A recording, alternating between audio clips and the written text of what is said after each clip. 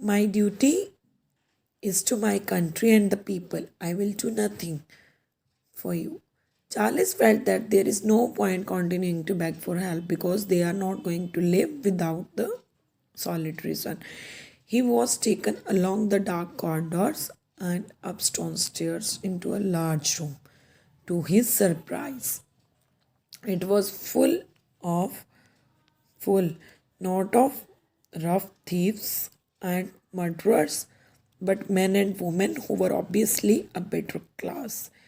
Even though their clothes were tattered state, Charles was not left there, but taken to a small cell, and he looked in horror at the dark, narrow room, wondering why he locked there alone.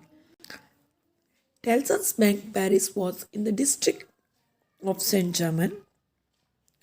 The offices were in the wing, very large house, and belonged to a noble rich man. To get office, had to pass through courtyard, which was surrounded by high wall. Now Mr. Lorry sat at a desk and listened to the roar of the mob outside. He was thinking, brewing in the streets. Thank heaven that is no one. What was the brewing in the street? Doorbell rang and it sent a wave the easiness through him. As the Manettis family entered in the room, Miss Pross and Laurie almost collapsed at the sight of him. What is this? What has brought you here? Lucy ran into his arm. Oh, our dear friend, Charles is here in Paris. In Paris? Laurie could not believe this astonishing news, and his friends explained the situation and Charlie's mad act of generosity. When he heard which prison Dane was in, he begged the ladies to take the child and retire to one of the private rooms in the back. There, they should remain silent for their own safety. You can see where the Charles was sitting and the person who was seeing from the outside window. In this chapter, you can hear that this window will open for 2 to 4 hours. Lucy's father told to her daughter. Alone, the two old friends could now discuss the emergency at hand. At the moment, a sharp sound of courtyard below caught their attention. What is that noise? Asked Dr. Manette. Don't look out. Mr. Lorry was unable to prevent Dr. Manette from opening the curtains. In the middle of the courtyard was large grindstone on a wheel, which was used for sharpening knives and axes. There was actually a wheel, grindstone wheel, which was used to make sharpening knives and axes. With the help of that persons for moving for the fighting. Two men with long wild hair, you can see here, and a cruel faces were turning it madly. All around, people covered in sweat and blood sharpened their weapons of war. What are they going to do? Mr. Lorry hesitated, but knew he could not hide the truth from his old friend. They are the ones murdering the prisoners, then they know the way of law force. Mr. Lorry quickly realized the doctor intended trying to discourage him. But Dr. Mnate, these men, he was asking that these men are going to law force, why they are killing to other and asking for the way. I was still a prisoner for 18 years, my friend, knowing that none of these patriots would touch me except to carry me in a dream. I will be safe. Are you certain? The doctor was calm and determination. We have no choice. I must get to Charles. And Mr. Lorry watched from the window. Okay. As the doctor left the room and went into the courtyard to face the crowd, he was braving his way to the midst when thousands of cheers were heard. Help the Bastille prison. Help the Bastille family at the La Force. Save the prisoner. Evermond. There was a shouting. We are going to heard this kind of noise. Mr. Lorry closed the curtain and rushed to the Lucy.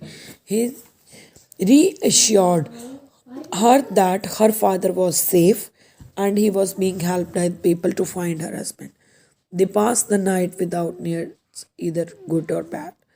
As man of business, Mr. Lorry knew that hiding the wife of an immigrant person at Telson's bank might put the bank in a risk. He said that if we are going to hide the thing from Lucy, that can be a not good thing and which can be a risky. Therefore, when Dr. Manetti did not return by noon the next day, they agreed that she and the others would rent a flat nearby. So, after some searching, Mr. Lorry found them a suitable place and quiet street far from the bank. As soon as they help them, they are going to provide, and he returned to a business. Here, about the closet, Mr. Lorry heard footsteps on the stairs, and a few moments, harsh looking man stood in front of him. He was asking, "May I help you?" "Don't you recognize me?" said the man. "Have I seen somewhere?" "Perhaps at my cafe." There was a chat between them. The memory of his hard faced Jacques came back to him. "Ah, yes." Defarge handed a message from Dr. Manette, which read, "Charles is safe." But there was a message that Charles is safe. "I cannot leave. Let the messenger see Lucy." Okay, messenger want to see Lucy and want to give this message that Charles is safe. Here Mr. Lorry took down the steps into the courtyard, and two women were knitting, waiting. The old banker thought and recognized them. "Ma'am Defarge, surely. Will she be coming with us?" "Yes, she needs to see the woman she will be protecting." They finally arrived at the little home. Lucy was surprised to see Mr. Lorry so soon. Mr. Lorry explained the purpose of their visit. Ma'am Defarge wishes to see those she will protect.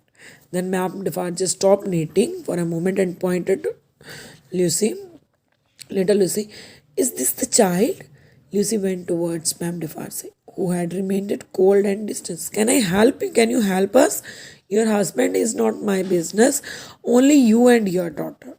When they left, Lucy was shaking with fear. Mr. Lorry put an arm around his shoulder and replied, "Courage, my dear, so far as goes. There is nothing to worry about, my dear." The truth was, chill and Defarge lay dark upon him too. Here the discomfort was hard to conceal. Many of the things were kept from Lucy Minetti at this time. First, that was 1100 prisoners has been killed. The violence of the previous 4 days and night in the street around the prisons, which was too long and flowing with blood. That the second was that Charles was in great danger, but was alive thanks to the relation to Dr. Manette. As for Dr. Manette, he had put aside the horrors of his prison past and thrown himself into the business of healing. Now he looked after the victims and assassins alike. Those who had been before said that he was a new man.